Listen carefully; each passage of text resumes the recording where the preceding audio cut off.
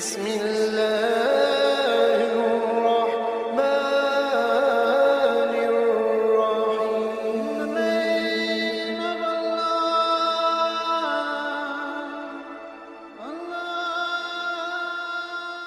بسم اللہ الرحمن الرحیم۔ شروع اللہ کے نام سے جو بڑا مہربان اور نہایت رحم والا ہے۔ حضرت سلمان فارسی رضی اللہ تعالیٰ عنہ نبی کریم صلی اللہ علیہ وآلہ وسلم کے مشہور اصحاب میں سے تھے۔ ابتدائی طور پر ان کا تعلق پارسی مذہب سے تھا، مگر حق کی تلاش ان کو اسلام کے دامن تک لے آئی۔ آپ کئی زبانیں جانتے تھے اور مختلف مذاہب کا علم رکھتے تھے۔ حضرت محمد صلی اللہ علیہ وآلہ وسلم کے بارے میں مختلف مذاہب کی پیشن گوئیوں کی وجہ سے وہ اس انتظار میں تھے کہ حضرت محمد صلی اللہ علیہ وآلہ وسلم کا ظہور ہو اور وہ حق کو اختیار کر سکے۔ نسبی تعلق اصفہان کے آب الملک خاندان سے تھا۔ ابتدائی نام مابا تھا، اسلام کے بعد سلمان رکھا گیا اور بارگاہ نبوت سے سلمان الخیر لقب ملا۔ آپ کی کنیت ابو عبداللہ ہے۔ آپ رضی اللہ تعالیٰ عنہ کے والد اصفہان کے ایک گاؤں کے باشندے اور وہاں کے زمیندار اور کاشتکار تھے۔ آپ رضی اللہ تعالیٰ عنہ بچپن سے ہی سادہ اور خاموش طبیعت تھے۔ ہم عمر بچوں کے ساتھ کھیلنے کی بجائے مذہبی مشغولیت میں رہتے، مگر جلد ہی مجوسیت سے بیزار ہو گئے۔ چنانچہ وہ مجوسیت کے آتش کدے سے نکل کر دین مسیحیت میں آ گئے۔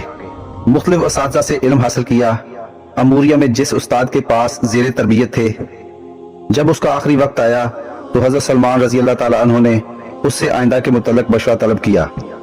اس نے کہا، آج دنیا میں کوئی شخص ایسا باقی نہیں ہے جس سے ملنے کا میں تمہیں مشورہ دوں، البتہ اب اس نبی کا ظہور کا زمانہ قریب ہے جو ریگستان عرب سے اٹھ کر دین ابراہیم علیہ السلام کو زندہ کرے گا اور کھجوروں والی زمین کی طرف ہجرت کرے گا۔ اس عالم کے مرنے کے بعد کچھ عرصے تک اموریہ میں رہے، پھر مدینہ منورہ آ گئے۔ کچھ عرصے بعد نبی کریم صلی اللہ علیہ وآلہ وسلم ہجرت کر کے مدینہ منورہ تشریف لائے اور حضرت سلمان رضی اللہ تعالیٰ عنہ نے دربار رسالت میں حاضر ہو کر اسلام قبول کیا اور آپ نبی کریم صلی اللہ علیہ وآلہ وسلم کی خدمت میں رہنے لگے۔ حضرت صلی اللہ علیہ وآلہ وسلم نے ان کی حضرت ابو داؤد رضی اللہ تعالیٰ عنہ سے مواخات کرا دی۔ آزادی کے بعد پہلا غزوہ خندق پیش آیا۔ غزوہ خندق میں حضرت صلی اللہ علیہ وآلہ وسلم نے عام مسلمانوں سے مشورہ کیا۔ سلمان فارسی رضی اللہ تعالیٰ عنہ چونکہ ایران کی جنگیں دیکھے ہوئے تھے، اس لیے جنگی اصولوں سے بھی اچھی طرح واقف تھے۔ چنانچہ انہوں نے مشورہ دیا کہ مدینہ کے چاروں طرف خندقیں کھود کر شہر کو محفوظ کر دینا چاہیے۔ یہ تدبیر مسلمانوں کو بہت پسند آئی اور اسی پر عمل کیا گیا۔ غزوہ خندق کے علاوہ حضرت سلمان فارسی رضی اللہ تعالیٰ عنہ تمام لڑائیوں میں مسلمانوں کے دوش بدوش شریک ہوئے، اور غزوہ خندق کے بعد بھی کوئی غزوہ ایسا نہیں ہوا جس میں شریک ہو کر داد شجاعت نہ دی ہو۔ حضرت عمر رضی اللہ تعالیٰ عنہ کے عہد خلافت میں مدائن کے گورنر مقرر ہوئے۔ گورنر کے اہم اور بڑے عہدے پر فائز ہونے کے باوجود آپ رضی اللہ تعالیٰ عنہ نے بڑی سادہ زندگی گزاری۔ حضرت سلمان فارسی کو سرور کونین صلی اللہ علیہ وآلہ وسلم سے والہانہ محبت تھی۔ اپنے وقت کا بیشتر حصہ دربار رسالت میں گزارتے اور فیضان نبوی سے بہرہ مند ہوتے۔ آپ رضی اللہ تعالیٰ عنہ نے بارگاہ رسالت سے سلمان الخیر اور سلمان منا اہل البیت جیسی خوشخبری سننے کی سعادت پائی۔ جب کوئی آپ رضی اللہ تعالیٰ عنہ سے پوچھتا کہ آپ کے والد کون ہیں تو ارشاد فرماتے، میں دین اسلام کا بیٹا سلمان ہوں۔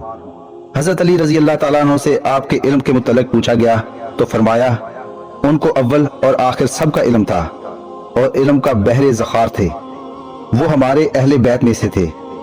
حضرت ابو ہریرہ رضی اللہ تعالیٰ عنہ فرماتے تھے، سلمان رضی اللہ تعالیٰ عنہ 2 کتابوں کا علم رکھتے تھے، کلام اللہ اور انجیل مقدس کا۔ آپ کی مرویات کی تعداد 60 ہے۔ فیاضی اور انفاق میں فی سبیل اللہ بھی آپ کا نمایاں وصف تھا۔ آمدنی کا بھی 1/3 اصل سرمایہ کے لیے رکھ لیتے تھے، 1/3 بال بچوں پر خرچ کرتے اور 1/3 خیرات کرتے تھے۔ ارباب علم کے بہت قدردان تھے۔ جب کوئی رقم ہاتھ آ جاتی تو حدیث نبوی صلی اللہ علیہ وآلہ وسلم کے شائقین کو بلا کر کھانا کھلاتے تھے۔ حضرت علی رضی اللہ تعالیٰ عنہ نے حضرت سلمان فارسی رضی اللہ تعالیٰ عنہ کو مدائن کا گورنر مقرر کیا، مگر وہاں جانے کے چند ہفتوں بعد ان کا انتقال ہو گیا۔ آپ رضی اللہ تعالیٰ عنہ نے طویل عمر پائی۔ آپ کی تاریخ وفات 10 رجب 33 ہجری ہے۔ آپ رضی اللہ تعالیٰ عنہ کی قبر مبارک مدین میں ہے۔ دوستو، ویڈیو اچھی لگی ہو تو چینل کو سبسکرائب کریں اور ویڈیو دوستوں کے ساتھ بھی شیئر کریں۔ اللہ تعالیٰ آپ کا حامی و ناصر ہو۔